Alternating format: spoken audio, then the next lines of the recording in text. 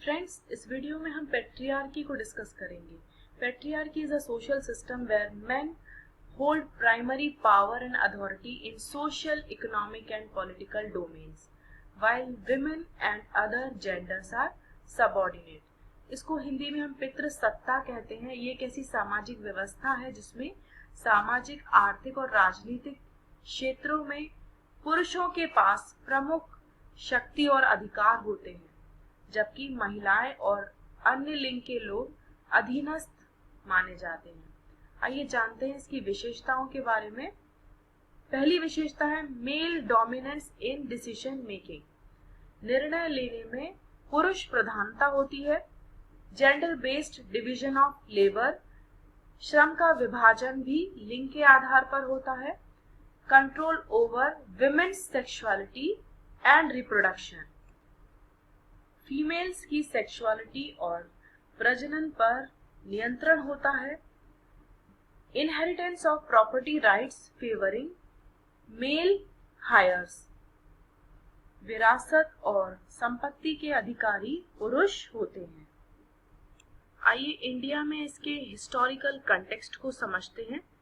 Ancient period में मनुस्मृति जैसे text में जेंडर रोल्स को इंस्टीट्यूशनलाइज किया, मीन्स और ज्यादा संस्थागत किया गया, एस्टैब्लिश कर दिया गया, जिसमें फीमेल्स की मेल मेंबर्स पर, मेल फैमिली मेंबर्स जैसे फादर, हस्बैंड और सन पर डिपेंडेंसी को उचित ठहराया गया। मिडिवल पीरियड में फ्यूडल सिस्टम और रिलीजियस ऑर्थोडॉक्सी बढ़ी, मीन्स जमींदारी व्यवस्था और धार्मिक रूढ़िवाद बढ़ा, और जिसकी वजह से फीमेल्स की मोबिलिटी और राइट्स पर रेस्ट्रिक्शंस बढ़ गए। फीमेल्स की गतिशीलता और अधिकारों पर प्रतिबंध बढ़ गए और कठोर हो गए। और जैसे कुछ प्रैक्टिसेस भी प्रचलन में थी, पर्दा प्रथा और सती प्रथा। कॉलोनियल पीरियड में ब्रिटिश लीगल फ्रेमवर्क बने, जिसमें पैट्रियार्कल फैमिली स्ट्रक्चर्स को कोडिफाई किया गया, मीन्स और ज्यादा पितृसत्तात्मक पारिवारिक संरचना को कानूनबद्ध कर दिया गया, जिसकी वजह से जेंडर इनइक्वालिटी को और रीइंफोर्समेंट मिला। Example Hindu succession law. Post independence में पैट्रियार्कल इनइक्वालिटीज को कम करने के लिए हिंदू मैरिज एक्ट और हिंदू सक्सेशन एक्ट में लीगल रिफॉर्म्स किए गए, लेकिन फिर भी सोशियो कल्चरल नॉर्म्स गहराई से जड़े जमाए हुए थे। सोशियो कल्चरल नॉर्म्स मीन्स सांस्कृतिक सामाजिक मानदंड। अब आइए इंडियन सोशल सिस्टम में पावर और अथॉरिटी को हम जानते हैं।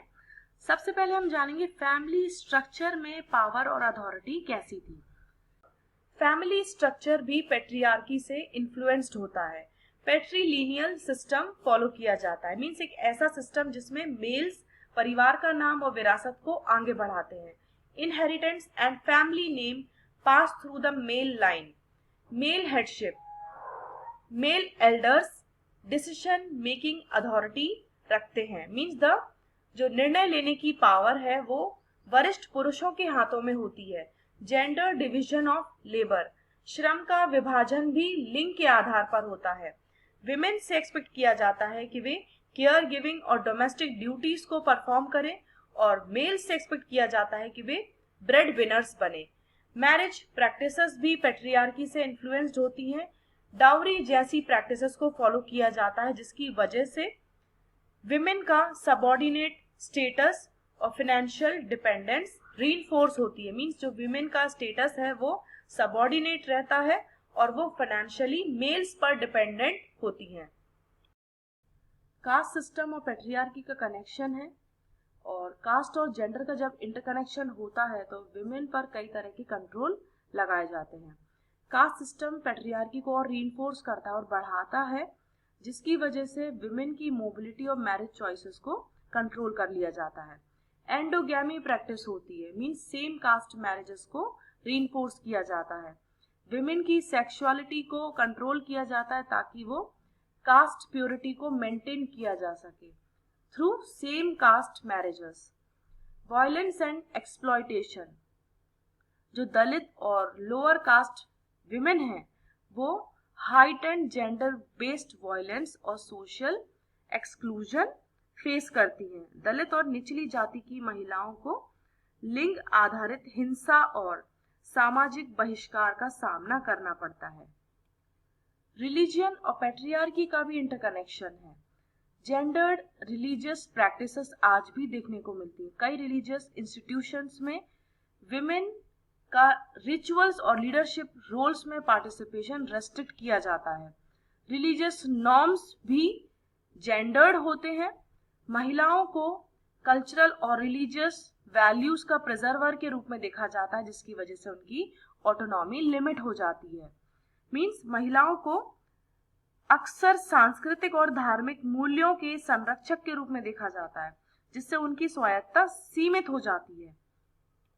पॉलिटिकल और लीगल अथॉरिटी में भी पैट्रियार्की इन्फ्लुएंस करती है।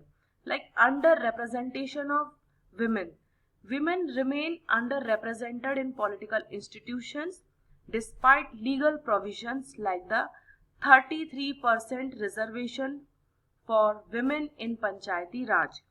पंचायती राज में महिलाओं के लिए 33% आरक्षण जैसे कानूनी प्रावधानों के बावजूद महिलाएं राजनीतिक संस्थानों में कम प्रतिनिधित्व में हैं। नेक्स्ट है कानूनी पक्षपात, लीगल बायस।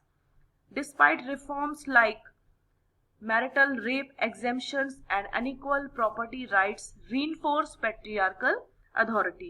सुधारों के बावजूद वैवाहिक बलात्कार, छूट और असमान संपत्ति अधिकारों जैसे कानून पितृसत्तात्मक अधिकारों को मजबूत करते हैं।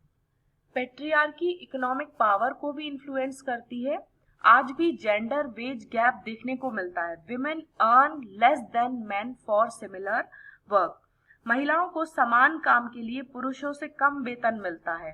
Limited property rights, although legal changes allow women to inherit property, implementation remains week.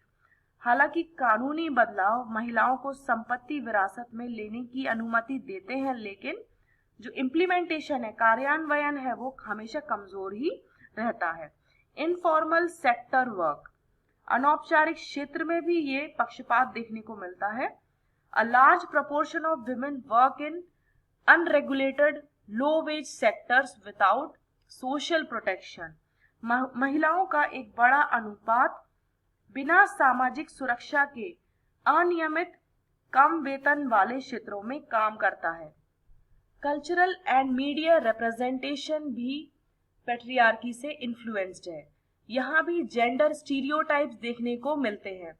Media often portrays women as caregivers and men as decision makers, reinforcing gender norms. ये भी जेंडर नॉर्म्स को कई तरह से reinforce करता है। Like media भी women को केयर गिवर और मैन को एक डिसीजन मेकर की तरह दिखाता है।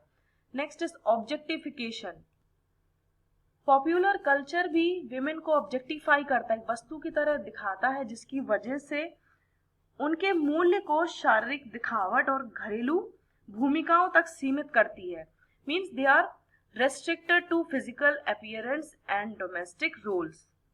पैट्रियार्कल पावर एंड अथॉरिटी के कई कॉन्सिक्वेंसेस हैं। लाइक इससे जेंडर बेस्ड वायलेंस बढ़ जाता है, सेक्सुअल हैरेसमेंट और ऑनर किलिंग भी बढ़ती है।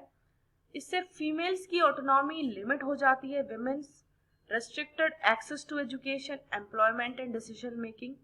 It can also affect mental and physical health. Gendered stressors की वजह से women की health poor हो सकती है. Next is social inequality. Deep rooted patriarchy जो पितृसत्ता है वो कास्ट, क्लास और जेंडर लाइंस में इनइक्वालिटी को और बढ़ाती है. इंडिया में पैट्रियार्की को कई तरह से चैलेंज किया जा रहा है, लाइक थ्रू फेमिनिस्ट मूवमेंट्स. इसकी वजह से लीगल रिफॉर्म्स और जेंडर सेंसिटिव पॉलिसीज को रेकमेंड किया गया या उसको एडवोकेट किया गया. Example movements against dowry and sexual violence. Legal reforms भी हुए हैं, लाइक जेंडर इक्विटेबल लॉज को इंट्रोड्यूस किया गया. Example protection of women from domestic violence act 2005. Educational empowerments भी बढ़ी है. Increased access to education for women and girls in challenging patriarchal norms. Media representation में भी awareness बढ़ाई जा रही है. Growing awareness and representation of women's rights in main stream media, main stream media में भी महिलाओं के अधिकारों की अवेयरनेस बढ़ाई जा रही है, उनका रिप्रेजेंटेशन इक्वल दिखाया जा रहा है। अब हम जानते हैं किस तरह जेंडर इक्वालिटी को आगे बढ़ाया जा सकता है। Through legal strengthening, stronger enforcement of gender equitable loss. जो जेंडर इक्विटेबल लॉस हैं उनका एनफोर्समेंट स्ट्रॉन्गर होना चाहिए। Next, education and awareness, gender sensitive curriculum और पब्लिक अवेयरनेस कैंपेन्स चलाने चाहिए। पॉलिटिकल रिप्रेजेंटेशंस बढ़ाना चाहिए। Increasing women's participation in decision making bodies, and intersectional approach addressing the combined effects of caste, class and gender discrimination means इन सभी का combined effort जरूरी है ताकि gender equality बढ़ सके।